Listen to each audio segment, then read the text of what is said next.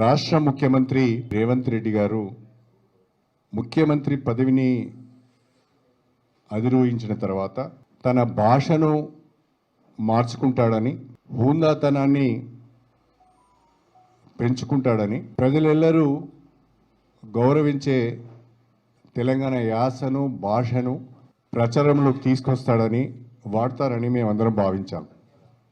కానీ రోజు రోజుకు ముఖ్యమంత్రి గారు సహనాన్ని కోల్పోయి వేదిక ఏదైనా ప్రతిపక్షం పైన దాడి చేయడం, గత ముఖ్యమంత్రి పైన పరుష పదజాలంతో విరుచుకుపడడం, 6 గ్యారంటీలను అమలు చేయలేని అసహనంతో ప్రశ్నిస్తున్న వారిపై విమర్శలు చేయడమే పనిగా పెట్టుకున్నట్టుగా కనిపిస్తున్నది. ఇది చాలా దుర్మార్గం, విచారకరం. దీన్ని తీవ్రంగా మేము ఖండిస్తున్నాం.